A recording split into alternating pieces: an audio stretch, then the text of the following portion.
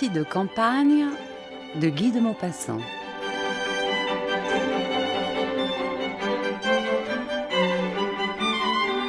On avait projeté depuis 5 mois d'aller déjeuner aux environs de Paris le jour de la fête de Madame Dufour qui s'appelait Pétronille. Aussi, comme on avait attendu cette partie impatiemment, s'était-on levé de fort bonne heure ce matin-là. Monsieur Dufour, ayant emprunté la voiture du laitier, conduisait lui-même. La carriole, à 2 roues, était fort propre. Elle avait un toit supporté par 4 montants de fer où s'attachaient des rideaux qu'on avait relevés pour voir le paysage. Celui de derrière, seul, flottait au vent comme un drapeau. La femme, à côté de son époux, s'épanouissait dans une robe de soie cerise extraordinaire. Ensuite, sur 2 chaises, se tenaient une vieille grand-mère et une jeune fille.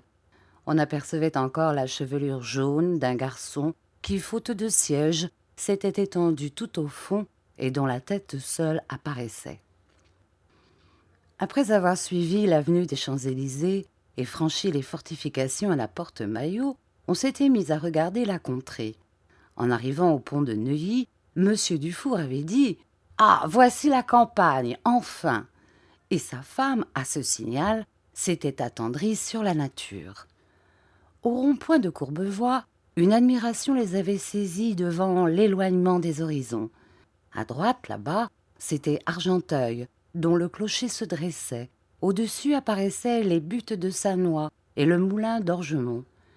À gauche, l'aqueduc de Marly se dessinait sur le ciel clair du matin et l'on apercevait aussi de loin la terrasse de Saint-Germain.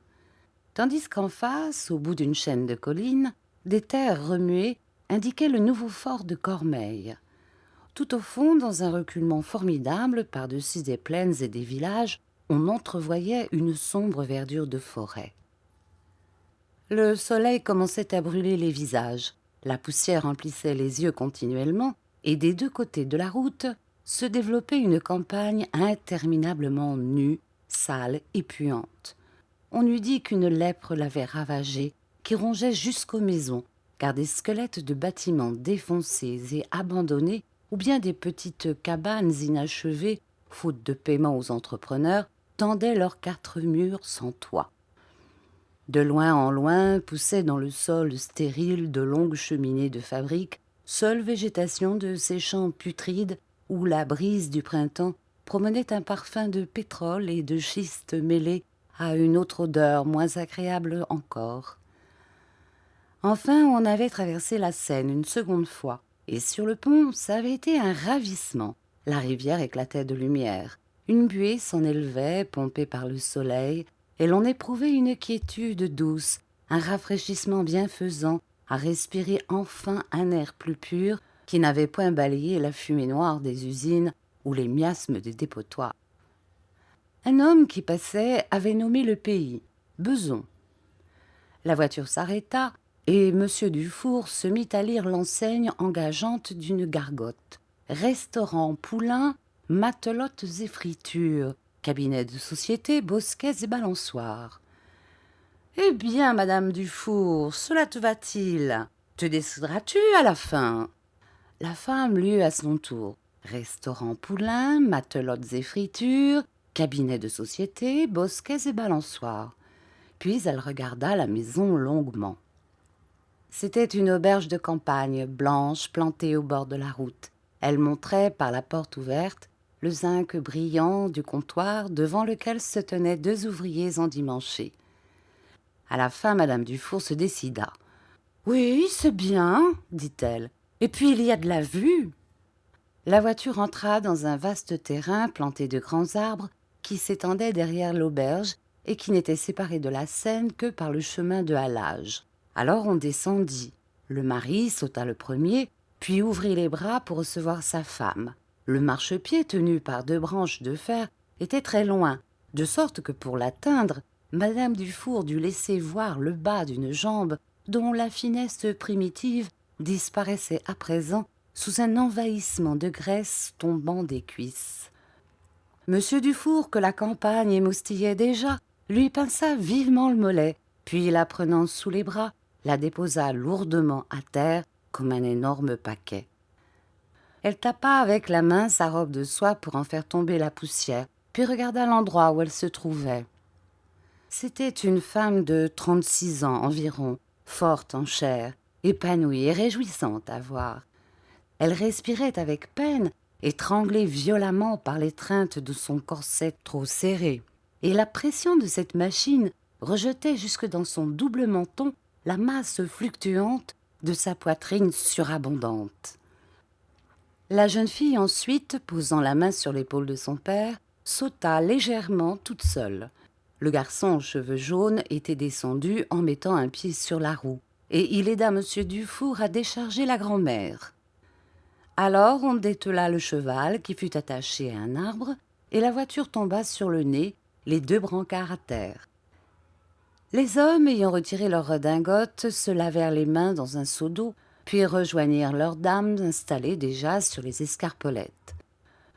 Mademoiselle Dufour essayait de se balancer debout, toute seule, sans parvenir à se donner un élan suffisant. C'était une belle fille de 18 à 20 ans, une de ces femmes dont la rencontre dans la rue vous fouette d'un désir subit et vous laisse jusqu'à la nuit une inquiétude vague et un soulèvement des sens. Grande, mince de taille et large des hanches, elle avait la peau très brune, les yeux très grands, les cheveux très noirs. Sa robe dessinait nettement les plénitudes fermes de sa chair qu'accentuaient encore les efforts des reins qu'elle faisait pour s'enlever. Ses bras tendus tenaient les cordes par-dessus de sa tête, de sorte que sa poitrine se dressait sans une secousse à chaque impulsion qu'elle donnait. Son chapeau, emporté par un coup de vent, était tombé derrière elle, et l'escarpolette peu à peu se lançait, montrant à chaque retour ses jambes fines jusqu'aux genoux, et jetant à la figure des 2 hommes qui la regardaient en riant l'air de ses jupes, plus capiteux que les vapeurs du vin. Assise sur l'autre balançoire, Madame Dufour gémissait d'une façon monotone et continue. « Cyprien, viens me pousser! Viens donc me pousser, Cyprien !»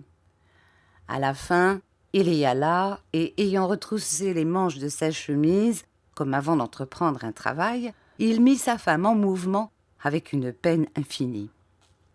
Cramponnée aux cordes, elle tenait ses jambes droites pour ne point rencontrer le sol, et elle jouissait d'être étourdie par le va-et-vient de la machine. Ses formes, secouées, tremblotaient continuellement comme de la gelée sur un plat. Mais comme les élans grandissaient, elle fut prise de vertige et de peur. À chaque descente, elle poussait un cri perçant qui faisait accourir tous les gamins du pays. Et là-bas, devant elle, au-dessus de la haie du jardin, elle apercevait vaguement une garniture de têtes polissonnes que des rires faisaient grimacer diversement.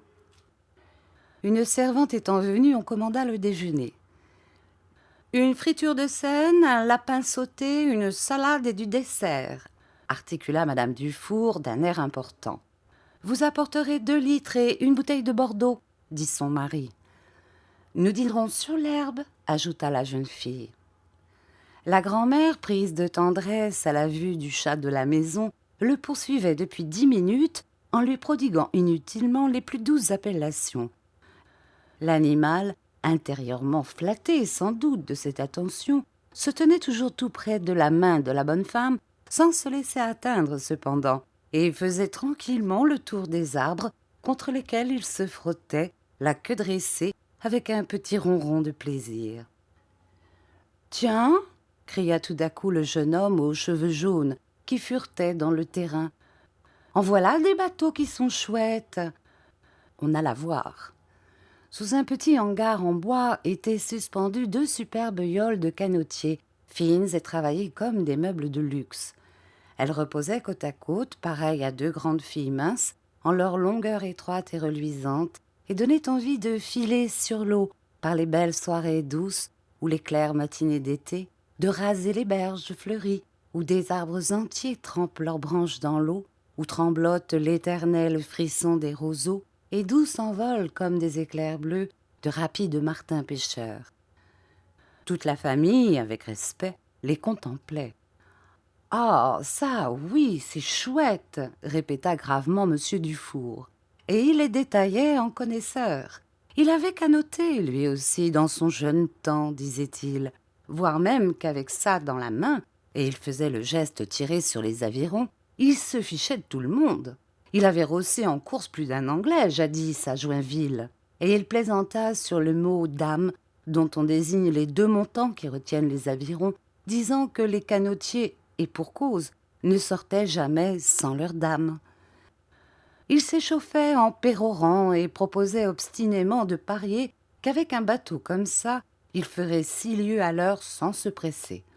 « C'est prêt !» dit la servante qui apparut à l'entrée. On se précipita.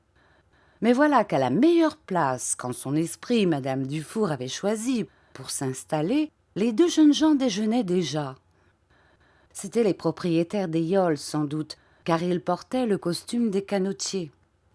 Ils étaient étendus sur des chaises, presque couchés. Ils avaient la face noircie par le soleil et la poitrine couverte seulement d'un mince maillot de coton blanc qui laissait passer leurs bras nus, robustes comme ceux des forgerons. C'étaient deux solides gaillards, posant beaucoup pour la vigueur, mais qui montraient en tous leurs mouvements cette grâce élastique des membres qu'on acquiert par l'exercice, si différente de la déformation qu'imprime à l'ouvrier l'effort pénible, toujours le même. Ils échangèrent rapidement un sourire en voyant la mère, puis un regard en apercevant la fille. « Donnons notre place, dit l'un, ça nous fera faire connaissance. » L'autre aussitôt se leva et, tenant à la main sa toque mi-partie rouge et mi-partie noire, il offrit chevaleresquement de céder aux dames le seul endroit du jardin où ne tomba point le soleil. On accepta en se confondant en excuses, et pour que ce fût plus champêtre, la famille s'installa sur l'herbe sans table ni siège. Les deux jeunes gens portèrent leurs couverts quelques pas plus loin et se mirent à manger. Leurs bras nus, qu'ils montraient sans cesse, gênaient un peu la jeune fille. Elle affectait même de tourner la tête, de ne point les remarquer, tandis que madame Dufour, plus hardie, sollicitée par une curiosité féminine qui était peut-être du désir, les regardait à tout moment, les comparant sans doute avec regret aux laideurs secrètes de son mari. Elle s'était éboulée sur l'herbe, les jambes pliées à la façon des tailleurs, et elle se trémoussait continuellement, sous prétexte que des fourmis lui étaient entrées quelque part. Monsieur Dufour, rendu maussade par la présence et l'amabilité des étrangers, cherchait une position commode qu'il ne trouva pas du reste, et le jeune homme aux cheveux jaunes mangeait silencieusement comme un ogre. « Un bien beau temps, monsieur !» dit la grosse dame à l'un des canotiers. Elle voulait être aimable à cause de la place qu'ils avaient cédée. « Oui, madame, répondit-il. Venez-vous souvent à la campagne ? » « Oh, une fois ou deux par an seulement, pour prendre l'air. Et vous, monsieur ? » ?»« J'y viens coucher tous les soirs. »« Oh, ça doit être bien agréable. »« Oui, certainement, madame. » Et il raconta sa vie de chaque jour, poétiquement, de façon à faire vibrer dans le cœur de ces bourgeois, privés d'herbe et affamés de promenades aux champs, cet amour bête de la nature qui les hante toute l'année derrière le comptoir de leur boutique. La jeune fille, émue, leva les yeux et regarda le canotier. Monsieur Dufour parla pour la première fois. « Ça, c'est une vie, dit-il. » Il ajouta : « Encore un peu de lapin, ma bonne ? » ?»« Non, merci, mon ami. » Elle se retourna de nouveau vers les jeunes gens et, montrant leurs bras, « Vous n'avez jamais froid comme ça ? » dit-elle. Ils se mirent à rire tous les deux, et ils épouvantèrent la famille par le récit de leurs fatigues prodigieuses, de leurs bains pris en sueur, de leurs courses dans le brouillard des nuits, et ils tapèrent violemment sur leur poitrine pour montrer quel son ça rendait. « Oh, vous avez l'air solide !» dit le mari qui ne parlait plus du temps où il rossait les Anglais. La jeune fille les examinait de côté maintenant, et le garçon, cheveux jaunes, ayant bu de travers, toussa éperdument, arrosant la robe en soie cerise de la patronne, qui se fâcha et fit apporter de l'eau pour laver les taches. Cependant, la température devenait terrible. Le fleuve étincelant semblait un foyer de chaleur, et les fumées du vin troublaient les têtes. Monsieur Dufour, que secouait un hoquet violent, avait déboutonné son gilet et le haut de son pantalon, tandis que sa femme, prise de suffocation, dégrafait sa robe peu à peu. L'apprenti balançait d'un air gai sa tignasse de lin et se versait à boire coup sur coup. La grand-mère, se sentant grise, se tenait fort raide et fort digne.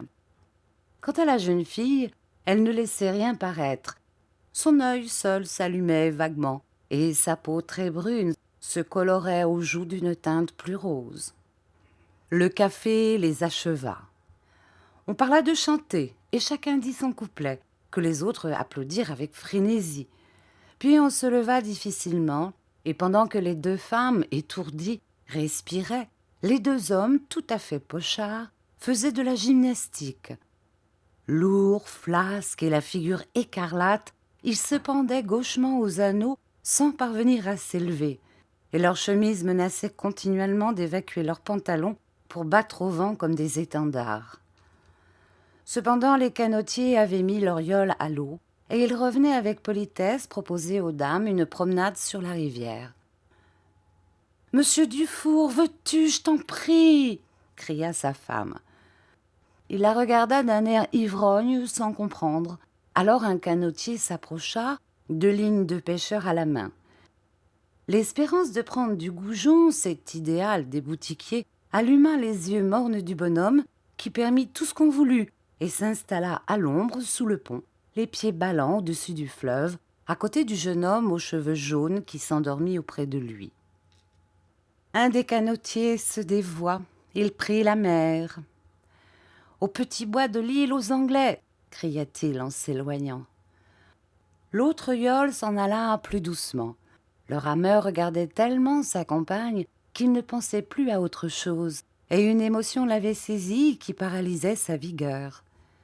La jeune fille, assise dans le fauteuil du barreur, se laissait aller à la douceur d'être sur l'eau. Elle se sentait prise d'un renoncement de pensée, d'une quiétude de ses membres, d'un abandonnement d'elle-même, comme envahie par une ivresse multiple. Elle était devenue fort rouge avec une respiration courte. Les étourdissements du vin, développés par la chaleur torrentielle qui ruisselait autour d'elle, faisaient saluer sur son passage tous les arbres de la berge. Un besoin vague de jouissance, une fermentation du sang, parcourait sa chair excitée par les ardeurs de ce jour. Et elle était aussi troublée dans ce tête-à-tête sur l'eau, au milieu de ce pays dépeuplé par l'incendie du ciel, avec ce jeune homme qui la trouvait belle, dont l'œil lui baisait la peau et dont le désir était pénétrant comme le soleil. Leur impuissance à parler augmentait leur émotion, et ils regardaient les environs. Alors, faisant un effort, il lui demanda son nom. « Henriette, » dit-elle. « Tiens, moi je m'appelle Henri, » reprit-il. Le son de leur voix les avait calmés. Ils s'intéressèrent à la rive. L'autre yole s'était arrêté et paraissait les attendre. Celui qui la montait criait « Nous vous rejoindrons dans le bois. Nous allons jusqu'à Robinson, parce que madame a soif. » Puis il se coucha sur les avirons et s'éloigna si rapidement qu'on cessa bientôt de le voir. Cependant, un grondement continu qu'on distinguait vaguement depuis quelque temps s'approchait très vite. La rivière elle-même semblait frémir, comme si le bruit sourd montait de ses profondeurs. « Qu'est-ce qu'on entend ?» demanda-t-elle. C'était la chute du barrage qui coupait le fleuve en deux à la pointe de l'île. Lui se perdait dans une explication lorsqu'à travers le fracas de la cascade, un chant d'oiseaux qui semblait très lointain les frappa. « Tiens, dit-il, les rossignols chantent dans le jour, c'est donc que les femelles couvent. » Un rossignol, elle n'en avait jamais entendu, et l'idée d'en écouter fit se lever dans son cœur la vision des poétiques tendresses. Un rossignol, c'est-à-dire l'invisible témoin des rendez-vous d'amour qu'invoquait Juliette sur son balcon, cette musique du ciel accordée aux baisers des hommes, cet éternel inspirateur de toutes les romances langoureuses qui ouvrent un idéal bleu aux pauvres petits cœurs des fillettes attendries. Elle allait donc entendre un rossignol. « Ne faisons pas de bruit, dit son compagnon. Nous pourrons descendre dans le bois et nous asseoir tout près de lui. » L'aïeul semblait glisser. Des arbres se montrèrent sur l'île, dont la berge était si basse que les yeux plongeaient dans l'épaisseur des fourrés. On s'arrêta. Le bateau fut attaché, et Henriette s'appuyant sur le bras de Henri, ils s'avancèrent entre les branches. « Courbez-vous, dit-il. » Elle se courba, et ils pénétrèrent dans un inextricable fouillis de lianes, de feuilles et de roseaux, dans un asile introuvable qu'il fallait connaître, et que le jeune homme appelait en riant son cabinet particulier. Juste au-dessus de leur tête, perché dans un des arbres qui les abritait, l'oiseau s'égosillait toujours. Il lançait des trilles et des roulades, puis filait des grands sons vibrants qui emplissaient l'air et semblaient se perdre à l'horizon, se déroulant le long du fleuve et s'envolant au-dessus des plaines à travers le silence de feu qui appesantissait la campagne. Ils ne parlaient pas de peur de le faire fuir. Ils étaient assis l'un près de l'autre et lentement, le bras de Henri fit le tour de la taille de Henriette et l'enserra d'une pression douce. Elle prit sans colère cette main audacieuse et elle l'éloignait sans cesse à mesure qu'il la rapprochait, n'éprouvant du reste aucun embarras de cette caresse, comme si c'eût été une chose toute naturelle qu'elle repoussait aussi naturellement. Elle écoutait l'oiseau perdu dans une extase. Elle avait des désirs infinis de bonheur, des tendresses brusques qui la traversaient, des révélations de poésie surhumaine, et un tel amollissement des nerfs et du cœur qu'elle pleurait sans savoir pourquoi. Le jeune homme la serrait contre lui maintenant. Elle ne le repoussait plus, n'y pensant plus. Le rossignol se tut soudain. Une voix éloignée cria « Henriette !» « Ne répondez point, dit-il tout bas, vous feriez envoler l'oiseau. » Elle ne songeait guère non plus à répondre. Ils restèrent quelque temps ainsi. Madame Dufour était assise quelque part, car on entendait vaguement de temps en temps les petits cris de la grosse dame que lutinait sans doute l'autre canotier. La jeune fille pleurait toujours, pénétrée de sensations très douces, la peau chaude et piquée partout, de chatouillements inconnus. La tête de Henri était sur son épaule, et brusquement, il la baisa sur les lèvres. Elle eut une révolte furieuse, et pour l'éviter, se rejeta sur le dos. Mais il s'abattit sur elle, la couvrant de tout son corps. Il poursuivit longtemps cette bouche qui le fuyait, puis, la joignant, y attacha la sienne. Alors, affolée par un désir formidable, elle lui rendit son baiser en l'étreignant sur sa poitrine, et toute sa résistance tomba, comme écrasée par un poids trop lourd. Tout était calme aux environs. L'oiseau se mit à chanter. Il jeta d'abord 3 notes pénétrantes qui semblaient un appel d'amour, puis, après un silence d'un moment, il commença d'une voix affaiblie des modulations très lentes. Une brise molle glissa, soulevant un murmure de feuilles, et dans la profondeur des branches passaient 2 soupirs ardents qui se mêlaient au chant du rossignol et au souffle léger du bois. Une ivresse envahissait l'oiseau, et sa voix s'accélérant peu à peu, comme un incendie qui s'allume ou une passion qui grandit, semblait accompagner sous l'arbre un crépitement de baisers. Puis le délire de son gosier se déchaînait éperdument. Il avait des pâmoisons prolongées sur un trait, de grands spasmes mélodieux. Quelquefois, il se reposait un peu, filant seulement 2 ou 3 sons légers qu'il terminait soudain par une note suraiguë. Ou bien il partait d'une course affolée, avec des jaillissements de gamme, des frémissements, des saccades, comme un chant d'amour furieux, suivi par des cris de triomphe. Mais il se tut, écoutant sous lui un gémissement tellement profond qu'on l'eût pris pour l'adieu d'une âme. Le bruit s'en prolongea quelque temps et s'acheva dans un sanglot. Ils étaient bien pâles, tous les deux, en quittant leur lit de verdure. Le ciel bleu leur paraissait obscurci. L'ardent soleil était éteint pour leurs yeux. Ils s'apercevaient de la solitude et du silence.